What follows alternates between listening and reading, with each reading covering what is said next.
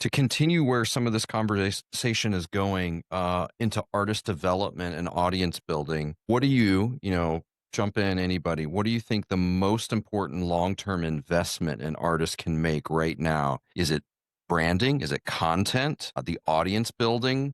What are those most important pieces? Man, we just answered how like it's all important right now. Like, I will say that I think a lot of mistakes, and even as a marketer, I made this mistake for years until I saw how it could work differently, is not understanding why it is both your brand and your music, it could be valuable to somebody. That they go into just making content and their whole goal is just to disrupt. Not really understanding is like simply disrupting, going to build fans. And I'll use an example. There's a video that went viral of a musician where he tied a rope to his leg and then to a car, and the car starts to drive off, right? And it looks like it's about to pull him, but he's performing his song. It's disruptive, and it worked because it's disruptive. But then the question goes, does it, the disruption, does the content itself brand well with who you are? Because if not, like I saw people repeating this, I'm like, hey, work for that artist because he's sort of irreverent and he's rock, and it made sense because there's danger,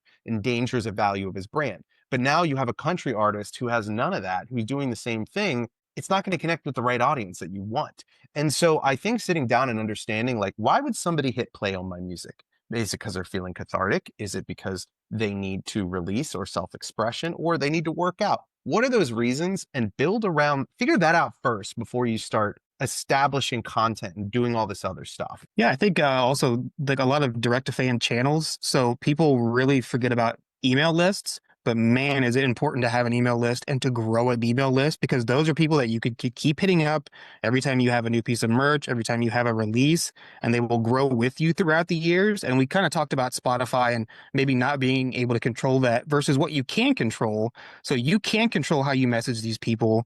And I would say also, if you look back at maybe, 20 years ago in the music industry, social media didn't exist and you didn't really have a way to communicate directly with your fans. But now you do. You can communicate directly as much as you want and for free. So I think building kind of those direct to fan channels is important. Yeah, we think that's more important than anything else. It really, really always has been, but moving forward, it's just more and more clear as we enter a space where the opportunities for commerce that got touched on earlier, the 1,000 fans idea, like a lot of that stuff really matters when you can do direct to fan commerce. If it's at Spotify, it's terrible for you, but if you can sell to these people, it's incredible. And we're very focused on that for our artists. So I would agree with that, as well as just meaning something to your fans and what, putting yourself in their shoes. Like, why would they share this with their friend? Like, you got to see this. Like, if your content's not having that, it's probably missing the mark at this point. And I'd really say all that stuff you said, James, like branding, all those things, but those can be dangerous ways to fall into, a $1,000 photo shoot and an expensive publicist, and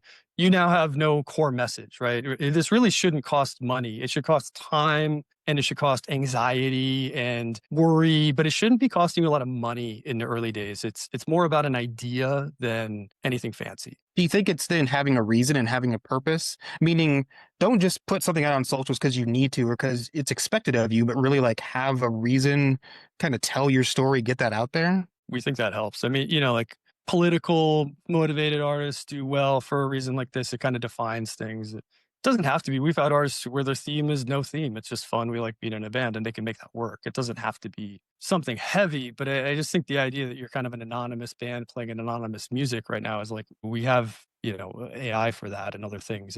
But the fan connection, that's not replaceable by those things, and that's not that's what we do. So I would focus there and not really worry about much of the rest. Yeah, that stuff will take care of itself. I mean, we have artists who have huge careers in Spotify that built their brands and their following before that platform even existed, right? So these things will follow you throughout your career if you can build an audience that cares about you and you continue to mean something to them. Well, and the brand is, in our mind, not the photo shoot. It's not the imagery, which is a part of it. It's what you just said. It's the story. It's the theme. And even when you said, well, some of them don't have it, but sometimes it's just fun. Well, that's it, right? It's fun.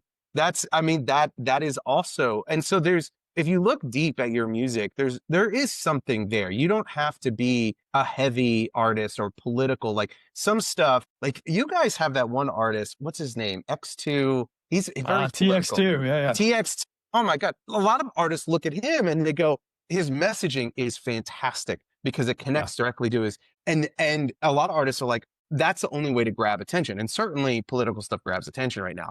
But you can go another way with it. It doesn't have to be that. Yeah, and he's done some political stuff, but more so it's really about embracing the formats. We're doing a lot of this is all led by him. One of the smarter marketing artists we've ever worked with. Really enjoyed getting to see that process up close. But a lot of it is just leaning into what's happening. He's doing skits on short form that lead into the song, so it's not just the song, and all that's tying back to larger underlying idea of who the artist is. For him, he does a lot of who's against TX2, and that helps define the artist. That's one way to do it. You You don't create an have to do it that underdog. way. But yeah, that's sort of that narrative, and he gets a good amount of hate from kids online and other artists. Some of that's hard to deal with as an artist or as like his friends and partners to see. But at the same time, it's also kind of fueling the career that's helping spread the message of like, oh, you got to see this, whatever it is, even if I don't like it. I do think that sort of hate narrative is far overblown. It's being widely accepted and is quickly becoming one of our largest artists. It's there's a lot of support for TX2 out there, but it's a good example of an artist who's just using the current tools available to do what we were talking about. He has a Well, brand, has an and he's not afraid idea. to experiment too. Yeah, I that's a bet you. biggest.